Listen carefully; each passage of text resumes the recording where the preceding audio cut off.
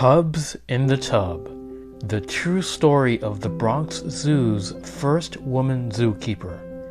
Written by Candace Fleming, illustrations by Julie Downing, and read by Mr. Alicea. Helen and Fred Martini longed for a baby to bottle feed and burp, a baby to rock and soothe and croon lullabies to, a baby to love with all their hearts. Every morning Fred went off to his job at the Bronx Zoo. Helen stayed home to dream and plan. But still there was no baby until... Helen had never held a lion cub before, much less cared for one. Still, she took the baby in her arms. He was tiny, so newly born his eyes were still closed. Just do for him what you would do for a human baby. Why isn't he with his mother? Fred explained. The mother lion had lost the instinct to take care of her baby. She wouldn't feed him. She wouldn't clean him. She refused to even look at him. Helen cradled the baby close. She marveled at the tiny buds of his ears and the tender pink undersides of his toes. MacArthur, I'll name you MacArthur. The first thing MacArthur needed was a bath. Good thing Helen had a baby tub. She sang a lullaby as she sponged his fur. Soon he was as fluffy and soft as a lamb. MacArthur gave a husky cry. Good thing she had those baby bottles and all those cans of formula milk. MacArthur slurped. Then Erp! A gentle pat on his back brought up the bubbles in his belly. With a sigh, the baby snuggled his downy head into the curve of Helen's neck. His sweet breath warmed her skin. Tiptoeing to the crib, good thing she had one, she tucked him in. Curling his little legs beneath him, MacArthur dreamed. And grew. Helen kept a record of his firsts, a soft blue. On their 11th day together, MacArthur opened his eyes. On their 15th day together, he got his first tooth, a needle, sharp incisor. And on their 21st day together, he took his first stumbling steps. A great day. Soon, MacArthur was pouncing at Helen's ankles, chewing on Fred's boots, and leaping into their laps whenever either of them sat. What joy it was to have a baby in the house. But when MacArthur was 2 months old, officials decided to send him to a zoo in another city. Helen held her baby close until the car came, and tried to smile as MacArthur was driven away.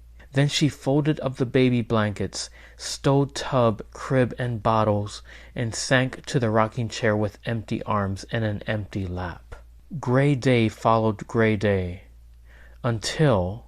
They're in a pretty bad way. Helen stroked the babies, so cold, so thin, so still. Good thing she had a heating pad. She slipped it beneath their tiny bodies and turned it too high. Then she mixed a batch of warm formula and squeezed it into their mouths.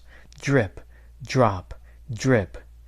1, 2, 3. Babies began to wiggle. The kitchen filled with a faint chorus of high-pitched cries. She named them Raniganj, Dhaka, and Rajpur.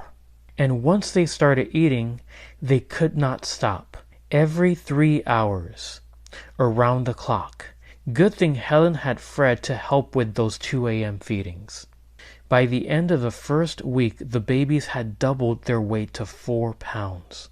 Days passed, blue eyes opened, and folded ears perked up. Little teeth poked through pink gums. Personalities appeared. Raniganj cried whenever Helen put him down and bit and scratched when he didn't get his way. Dhaka was forever boxing her brothers' faces with her fat little paws, then rolling on top of them and pinning them down. Rajpur liked to sleep. Good-naturedly, he accepted whatever came his way, especially food. Helen let them get away with all sorts of mischief. They romped and tumbled, they snuggled and purred. What a joy it was to have 3 babies in the house. But when they were 3 months old, It's time for the cubs to return to the zoo. Not without me, not this time. When the car came for them, Helen climbed in. Her babies needed her. At the zoo, she turned the glass-paneled cage into a cozy home. Blankets, bottles, boxes of toys. Good thing Helen brought them all. Then peeking around the partition, she watched her babies play. She called them back for naps and snacks and cuddles. That night, when the visitors left the zoo, the cubs sensed that Helen was leaving too. Raniganj cried, Daka clung to her ankles, and Rajbor scrambled up into Helen's arms and wrapped his paws around her neck. Refusing to stay in their cribs, the three struggled against sleep. It was midnight before Helen finally tiptoed home. In her own bed, she tossed and turned. She imagined she heard her babies crying. At first light, she rushed back to the zoo. Her little ones were still curled up, fast asleep. She kissed 1, 2, 3 sleepy cubs awake. Then it was bottles, baths, time to play. Day followed day. No one noticed Helen, so no one told her to go home. Helen began to dream and plan. Is there an empty room around? Fred showed her the storeroom. In secret and between bottles and baths, Helen cleaned, painted, decorated, and created a nursery. Good thing Helen had all that baby equipment. That first night, the babies sniffed at the pink ceiling and pale blue walls, the ruffled curtains, the cribs and toys. Then snuggling close to Helen, they purred. Now the cubs spent their days in the glass-paneled cage, but they spent their nights with Helen in the nursery. News of the nursery reached zoo officials. They stormed through the door and stopped dead in their tracks. Helen raised her chin. My babies need me. The officials looked at one another. So they do, agreed Mr. Crandall, the zoo curator, and he offered her the job of keeper of the nursery. Helen was delighted and surprised. Only men had held zookeeper jobs. Until now. Helen had mothered her way into becoming the first woman zookeeper at the Bronx Zoo. She and her nursery stayed. The babies grew, too big for laps, too big for cribs, too big for the nursery. Officials moved them to a larger outdoor enclosure without Helen. They worried the 10-month-old tigers would hurt her. Nonsense. Even though they were twice her size, Helen argued, they still run to me for protection and comfort. But zoo officials were firm. Helen would never again be allowed to enter the tiger's cage. Pressed against the outside of the bars, her arms felt empty.